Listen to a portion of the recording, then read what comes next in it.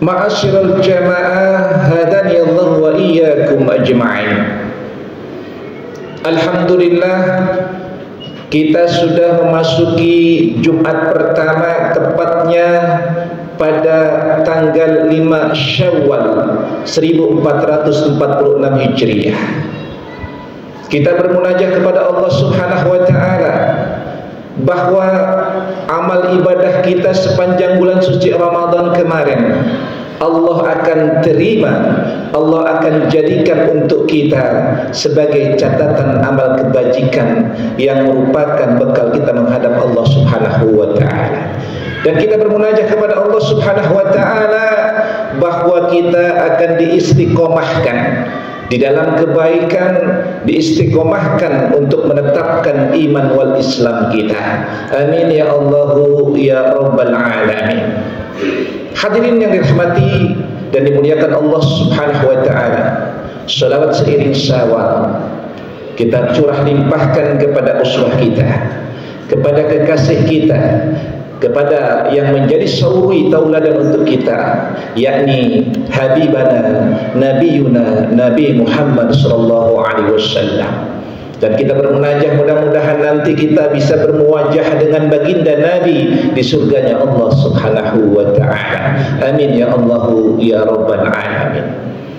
Hadirin yang rahmati Allah Subhanahu wa taala, Syawal menurut bahasa Arab adalah al-irtifa', peningkatan, dan dimaknai pula dengan mengangkat.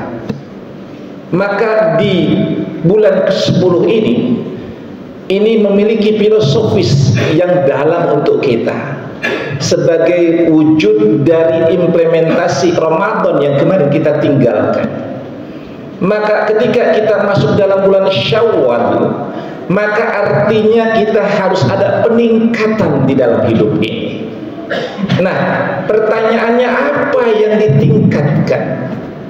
Maka para alim ulama menjelaskan setidaknya ada 5 hal yang harus kita tingkatkan di bulan Syawal ini sebagai satu realisasi dari pelatihan yang kita laksanakan selama 1 bulan di bulan Ramadan. Apa itu yang ditingkatkan? Yang pertama adalah iman. Karena iman ini yazid wa yanqus, kadang dia naik, kadang dia turun. Maka kita upayakan setelah Ramadan ini iman terus meningkat. Iman ini diwujudkan dalam bentuk sinyalnya kuat. Artinya apa? Ada dalam jiwa kita motivasi untuk senantiasa beramal soleh, senantiasa menanamkan keikhlasan dan ketulusan dalam hati kita. Dan yang terpenting, keyakinan yang mendalam di dalam sanubari, di dalam jiwa kita. Yakin apa? Bahwa hidup dan mati kita ini adalah diserahkan kepada Allah Subhanahu wa taala. La haula wala quwwata illa billah. Tiada daya, tiada kekuatan kecuali karena Allah Subhanahu wa taala. Pasrahkan hidup kita. Yakinkan diri kita bahwa apapun yang sekarang kita menjadi itu adalah yang terbaik untuk kita. Kalau kita sekarang jadi orang kaya yang banyak harta, jangan pernah kita sombong di dalamnya. Kenapa? Karena itu adalah amanah dari Allah. Apa yang sekarang kita miliki itu hakikatnya amanah Allah yang harus kita salurkan dan kita pergunakan sesuai dengan keinginan sang pemberi amanah.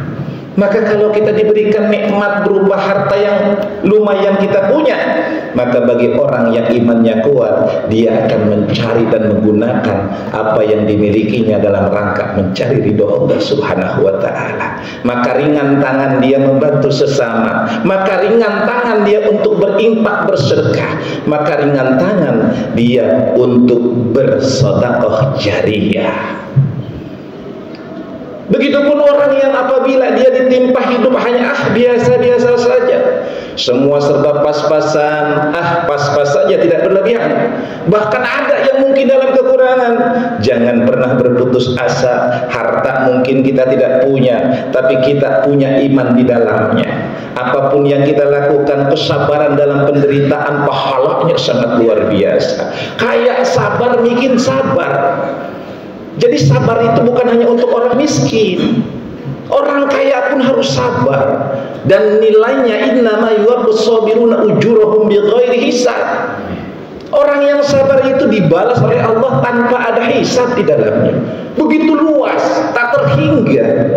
Jadi kalau orang dalam penderitaan, sakit, diuji oleh Allah Subhanahu wa taala dengan penyakitnya yang parah, enggak sembuh-sembuh, tetapi kemudian dia bersabar, senantiasa bermunajat kepada Allah Subhanahu wa taala, pasrahkan jiwa raganya, pahala mengalir.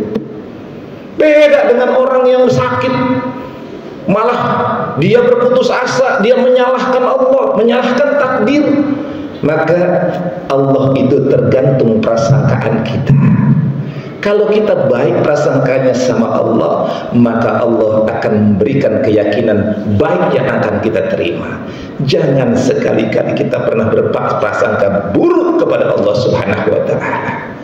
Oleh karenanya yuk, di bulan Syawal ini yang kita tingkatkan iman kita yang termaktub dalam tauhid, la ilaha illallah.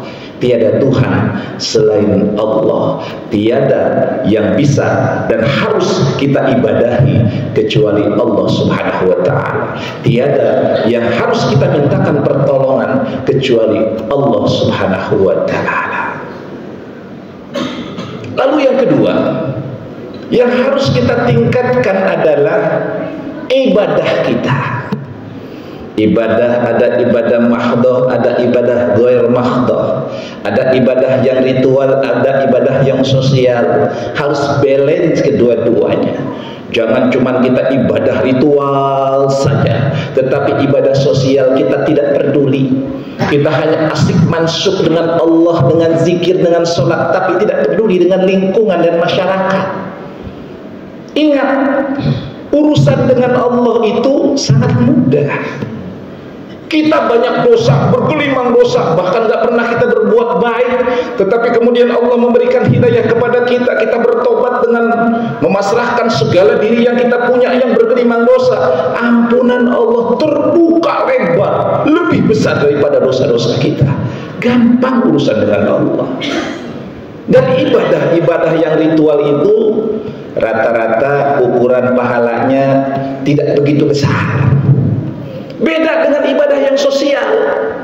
Kita sebagai ayah di rumah tangga ngedidik anak, luar biasa, pahalanya jihad.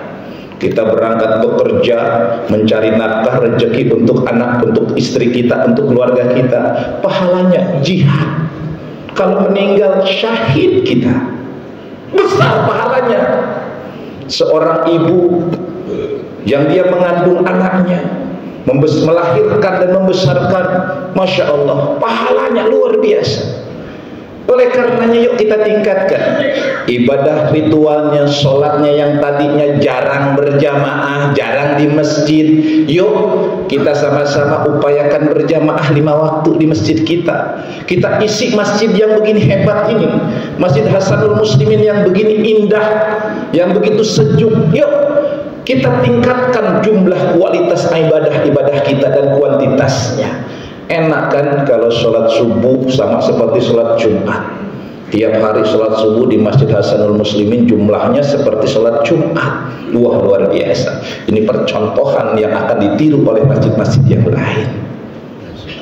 Nah, itu yang harus kita tingkatkan, ibadah ritual. Ibadah sosial juga sama. Kita lihat kanan kiri kita, masih adakah orang-orang yang kekurangan sandang, kekurangan pangan? Adakah anak-anak yang kelaparan menangis gara-gara ibunya nggak bisa beli susu? Ada nggak orang yang mengikat pinggangnya dengan ikat pinggang dan diganjal dengan batu gara-gara menahan lapar, bukan karena puasa? Teliti oleh kita, tengok oleh kita. Jangan-jangan tetangga sebelah kita ini perlu kita bantu dan perlu kita dukung. Ini nilainya sangat luar biasa. Tingkatkan ibadah ritual, tingkatkan ibadah sosial. Lalu yang ketiga, yang harus kita tingkatkan adalah akhlak karimah. Moral kita, akhlak ini. Ingat, Rasulullah SAW dia dibiksah oleh Allah Subhanahu wa taala. Misi yang paling besar selain tauhid adalah akhlak. Dan akhlak ini adalah permasalahan umat ini, permasalahan bangsa ini, permasalahan agama ini sekarang, di mana orang tidak lagi menjunjung akhlak. Seorang anak kecil berani untuk kepada orang yang besar. Seorang murid sudah membangkang kepada gurunya. Seorang anak kepada orang tuanya sudah mulai berani meluncak. Bahkan di media berita kita melihat bagaimana seorang anak berani membunuh orang tuanya. Ini akhlak yang harus kita tingkatkan. Akhlak itu merasuk ke dalam berbagai macam amaliyah kita. Ibadah nggak pakai akhlak nggak sah. Sholat nggak pakai akhlak nggak sah kita. Akhlak ini yang menjiwai sholat. Akhlak inilah yang membuat sholat kita khusyuk di dalamnya. Kenapa? Karena akhlak itu menghadirkan rasa di dalamnya. Orang yang berakhlak, dia tidak akan mungkin menampar pipi orang lain, karena dia meyakini kalau ditampar pipinya akan sakit. Ada rasa di dalamnya. Oleh karenanya yuk melatih diri untuk berakhlak karimah. Jadilah orang yang perasa di dalam kita, merasakan apa yang dirasakan oleh orang lain. Kalau orang lain kita sakiti, maka kita pun akan merasakan hal yang sama. Sehingga tidak akan mungkin seorang muslim dengan lisannya dia memaki-maki saudaranya yang seagama. Kenapa? Karena dia memiliki akhlak. Maka tidak mungkin seorang anak berani mendurhakai orang tuanya. Kenapa? Karena ada rasa di dalamnya. Yang hilang dari kita adalah rasa itu. Oleh karena yuk bangkitkan rasa di dalam hati kita, ketulusan dan keikhlasan, maka menghadapi kehidupan ini akan meningkat akhlak karimah. Di depan orang tua kita bungkukkan badan kita rendahkan suara kita. Tidak boleh suara kita melebihi tingginya suara orang tua kita. Itu akhlak. Tidak boleh kita mendahului guru dan orang tua kita di dalam berjalan. Junjung akhlak-akhlak yang mulia itu, maka kita akan mendapatkan cinta kepada sesama, maka Allah akan mencintai kita. Lalu yang keempat yang harus kita tingkatkan adalah, mari kita sama-sama tingkatkan ma'isyah kita, iktisodiyah kita. Karena kefakiran ini kecenderungan mengarah kepada kekafiran. Banyak orang-orang gara-gara perut, gara-gara ekonomi, dia rela nabrak yang haram. Oleh karenanya yuk sama-sama kita bangkitkan semangat untuk mencari ma'isyah dengan cara yang halal. Kita ini diberikan potensi yang sama oleh Allah Subhanahu wa ta'ala. Kita ini pada dasarnya nggak ada yang pintar, nggak ada yang hebat, sama diberi potensi oleh Allah Subhanahu wa ta'ala. Tapi tergantung bagaimana kita mengolah, mengasah potensi-potensi yang diberikan oleh Allah Subhanahu wa ta'ala. Dalam bahasa sederhana, tidak ada satu perkara pun yang tidak bisa bagi manusia. Kalau mau berusaha, dia pasti bisa. Saya mah tidak pandai dalam berbisnis. Tidak pandai karena dia belum pernah mencoba. Tidak pandai karena sekali gagal dia tidak mau melakukan lagi. Padahal manusia itu mencoba. Coba lihat anak kecil yang baru belajar berjalan. Ada proses yang dilalui. Kakinya mulai pelan-pelan, jatuh bangun. Lama-lama dia bisa berlari. Itulah manusia. Tidak ada yang tidak bisa. Selama kita mau mengasah, mau mencoba, maka insya Allah dia akan menjadi seorang yang mahir di dalamnya. Oleh karenanya semangat kita untuk membangun ekonomi umat Islam secara umum. Dan yang terakhir yang harus kita tingkatkan adalah ukhuwah Islamiyah kita, persaudaraan di antara kita. Jangan dipecah-pecah dengan perbedaan mazhab. Jangan dipecah-pecah gara-gara beda-beda. Yang namanya fikih itu memang beda. Kalau orang berbicara fikih pasti beda. Tapi perbedaan fikih bukan perbedaan yang asasi, itu furu'iyah. Kalau saudara lihat, misalnya satu pohon mangga, itu buahnya satu pohon nggak ada yang sama rasanya.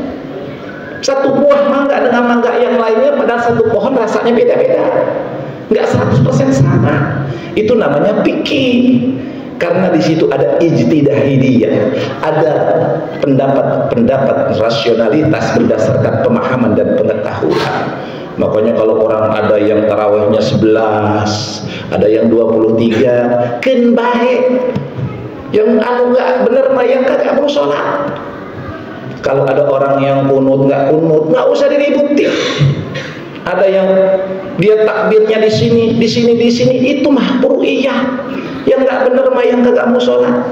Semuanya benar. Semua ada nas dan dalilnya, tergantung keyakinan dan pemahaman kita. Yang terpenting adalah jangan sampai persaudaraan kita terpecah belah. Mudah-mudahan Allah Subhanahu wa taala senantiasa memberikan kekuatan kepada kita untuk mampu meningkatkan iman dan Islam kita, untuk mampu meningkatkan amal ibadah kita, untuk mampu meningkatkan akhlak karimah kita, untuk mampu meningkatkan masalah iqtisadiyah kita, untuk mampu meningkatkan ukhuwah Islamiyah di antara kita. Amin ya Allah ya rabbal alamin. A'udzu billahi minasyaitonir rajim. Bismillahirrahmanirrahim. Wal 'asr innal insana lafi khusr ila alladziina aamanu wa 'amilus shalihaati wa tawassaw bil haqqi wa tawassaw bis sabr. Barakallahu li wa lakum bil Qur'anil 'azim wa nafa'ani wa iyyakum bima fihi minal ayati wa dzikril hakim wa taqabbalallahu minni wa minkum tilawatahu innahu huwal ghafurur rahim.